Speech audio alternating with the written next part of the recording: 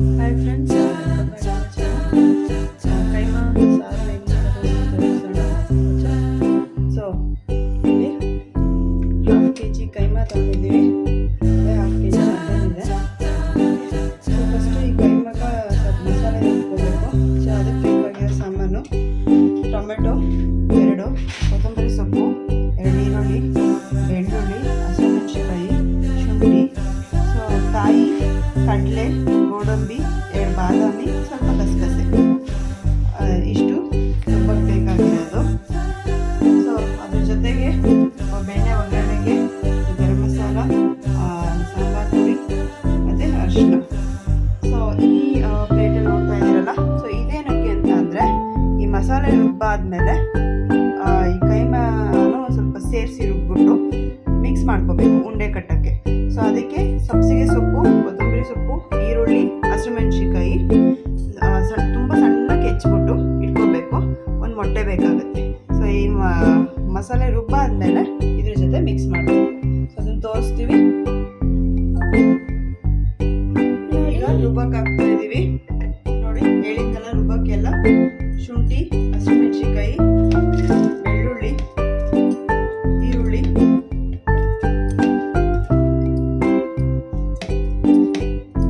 ಕೊತ್ತಂಬರಿ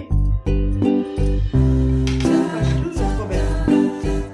ನೆಕ್ಸ್ಟ್ ಮಸಾಲೆ ರುಬ್ಬಕ್ಕೆ ಟೊಮೆಟೊ,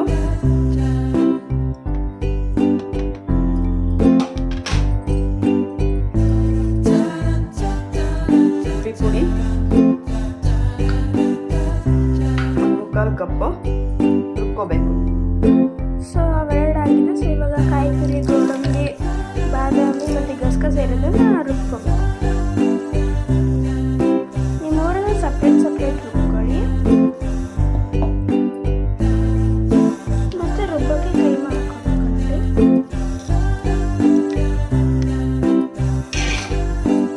ಮತ್ತು ಒಂದು ಸ್ವಲ್ಪ ಉಪ್ಪು, ರುಚಿಗೆ ತಕ್ಕಷ್ಟು ಉಪ್ಪು.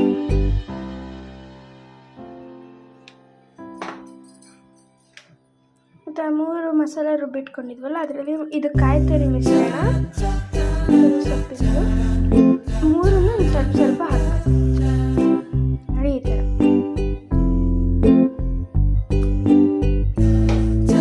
ಇವಾಗ ಇದನ್ನು ನೈಸಾಗಿ ಗ್ರೈಂಡ್ ಮಾಡಬೇಕು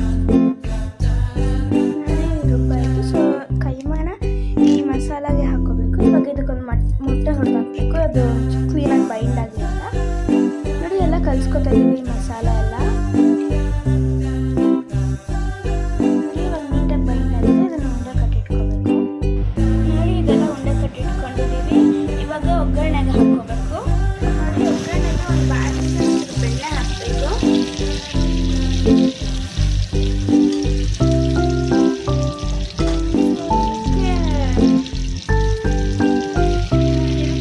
ಕಸ್ತೂರಿ ಮೆಥಿ ಹಾಕೋಬೇಕು.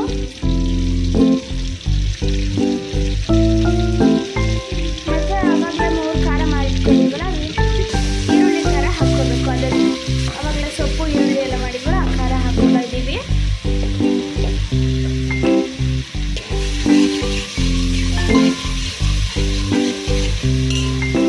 ನೋಡಿ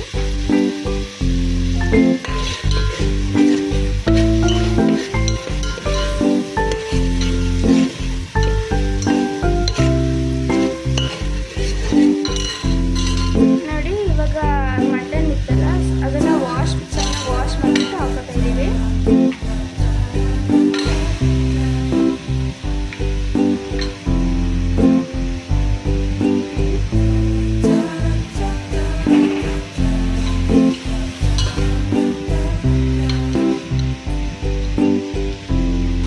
ಇವಾಗ ಇದನ್ನು ಮಿಕ್ಸ್ ಮಾಡ್ಕೋಬೇಕು. ಇದು ನೀರು ಬಿಡೋವರೆಗೂ ಚೆನ್ನಾಗಿ ಬೇಯಿಸ್ಬೇಕು. ಮತ್ತು ರುಚಿಗೆ ತಕ್ಕಷ್ಟು ಉಪ್ಪು, ಇದು ಕಲ್ಲು ಉಪ್ಪು ಹಾಕೋತಾ ಇದ್ದೀವಿ. ಚೆನ್ನಾಗಿ ಕಲಿಸ್ಕೋಬೇಕು. ಮತ್ತು ಆವಾಗಲೇ ಕೈಮಾ ಉಂಡೆ ಕಟ್ಟಿಟ್ಟಿದ್ವಲ್ಲ ನೋಡಿ, ಅದನ್ನು ಹಾಕೋತಾ ಇದ್ದೀವಿ.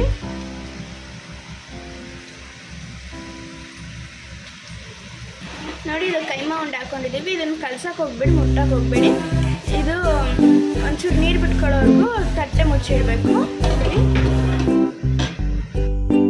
ಫ್ರೆಂಡ್ಸ್, ಇದು ನೀರೆಲ್ಲ ಬಿಟ್ಕೊಂಡಿದೆ.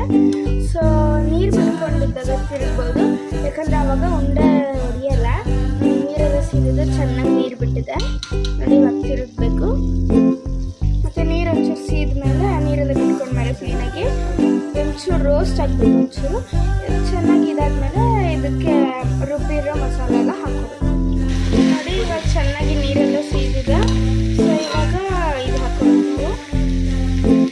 ಇವಾಗ ಅದು ಖಾರ ಹಾಕಿದ್ರೆ ಅದಕ್ಕೆ ಒಂಚೂರು ಜಾಸ್ತಿ ನೀರು ಹಾಕೊಂಡಿದ್ದೀವಿ ಸ್ವಲ್ಪ. ಇವಾಗ ತಿರುಗಿಸಿದ್ರೆ ಖಾರ